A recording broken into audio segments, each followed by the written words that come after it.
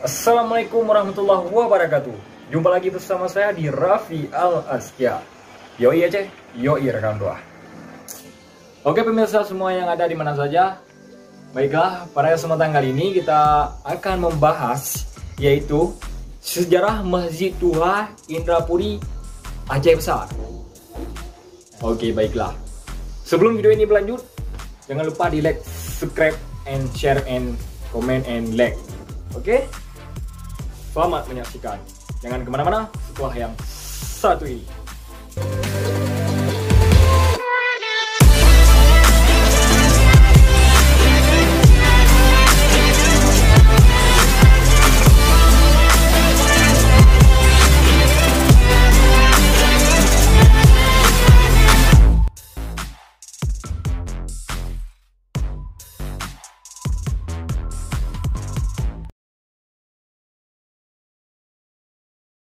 Masjid Duha Indrapuri, saksi bisu kerajaan Hindu di Aceh. Nanggro Aceh Darussalam terkenal dengan julukannya sebagai Serambi Mekah. Meskipun begitu, di Aceh pernah berdiri sebuah kerajaan Hindu bernama Lamuri. Masjid Duha Indrapuri menjadi salah satu situs penting yang menandai perjalanan sejarah Aceh. Selain bersejarah, masjid kuno ini juga saksi bisu masuknya peradaban Islam di Aceh. Dahulunya, bangunan masjid ini merupakan candi yang didirikan oleh kerajaan Hindu di Aceh. Kemudian, dihancurkan setelah masuk dan berkembangnya ajaran agama Islam di bumi Serambi Mekah ini. Nah, rekan tua, masjid ini didirikan pada tahun 1618 oleh Sultan Iskandar Muda, yang merupakan Sultan Kerajaan Aceh pada masa itu. Ada riwayat lain yang menyebutkan bahwa Masjid Indrapuri dibangun pada tahun 1607 Masehi hingga tahun 1636 Masehi. Masjid Indrapuri terletak di desa Pasar Indrapuri, Kecamatan Indrapuri, Kabupaten Aceh Besar. Lokasi masjid ini tidak jauh dari Jalan Raya Banda Aceh Medan, kurang lebih sekitar 150 meter memasuki persimpangan Pasar Indrapuri. Seluruh bangunan berkonstruksi kayu dengan beberapa ukiran tradisional bernuansa Arab. Masjid beratap tumpang ini dibangun di atas tembok undakan 4 lapis yang terbuat dari batu kapur bercampur tanah liat. Nah, rekan tua, rekonstruksi bangunan masjid yang berada di areal seluas 33.875 meter persegi ini memiliki 4 tingkat. 4 tingkat atap ini melambangkan tingkatan ilmu Islam, mulai syariat, tarekat, hakikat, dan ma'rifat. Saat pembangunan masjid, Sultan Iskandar Muda memasang 36 tiang penyangga bersama penopang atap. Dari tiang tersebut masih terlihat beragam bentuk ukiran khas masa kerajaan kuno. Di samping itu, bentuk atap masjid ini menyerupai piramida dengan 4 atap dari bawah hingga paling pucuk.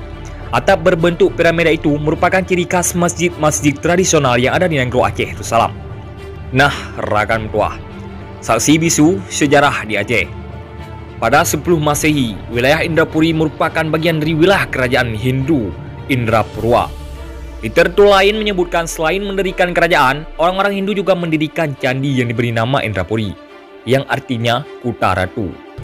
Lalu, pada abad ke-12 Masehi, kerajaan Hindu Lamuri perang dengan pasukan bajak laut dari Cina.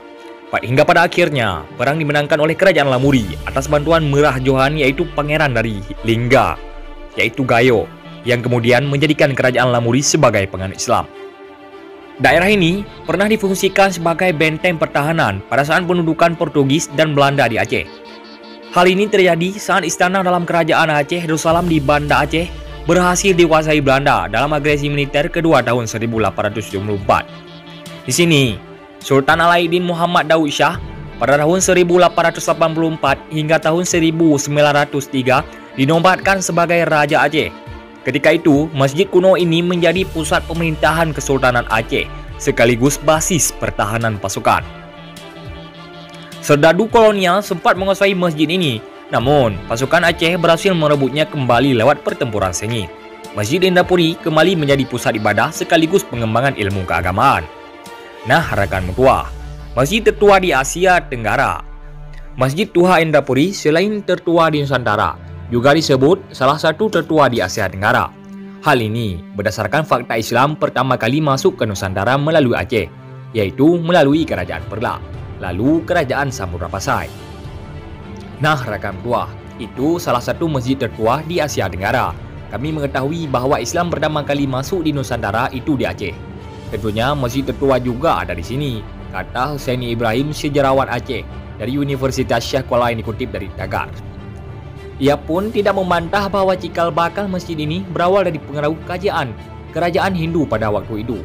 Lalu, takluknya kerajaan Lamuri dan Indrapurwa oleh kerajaan Aceh Darussalam di bawah kekuasaan Sultan Ali Muqayyad Shah. Kemudian, menyita seluruh aset milik kerajaan tersebut. Setelah itu, ada bangunan pra-Islam yang diislamkan termasuk Masjid Indrapuri. Di atas cikal bakal Indrapuri, ada pengaruh di sana untuk diislamkan. Jadi, ada proses islamisasi ketika kerajaan Hindu takluk, kata Husaini, yang juga penulis buku dengan judul Awal Islam Masuk ke Negeri Aceh Darussalam. Nah, rakan puah, karena itu menurutnya tidak heran dengan berkembangnya Islam di Nusantara. Tumbuh masjid-masjid lain yang menyerupai corak bangunan seperti Masjid Indrapuri.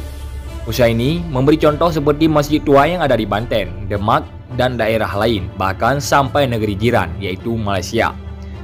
Nah, rakan tua, kalau kami lihat itu mirip sekali dengan Masjid Indrapuri, karena cikal bakalnya di sini di Aceh, ucapnya. Kemudian, masjid ini tidak hanya berfungsi sebagai tempat ibadah, tapi juga sebagai tempat bermusyawarah dan penetapan raja pada zaman Kesultanan Negeri Aceh Darussalam. Perlu kami ingatkan, yang bahwasanya tidak ada niatan kami untuk memprovokasi ataupun memperburuk keadaan. Karena ini merupakan dari bagian sejarah, maka patut untuk diceritakan.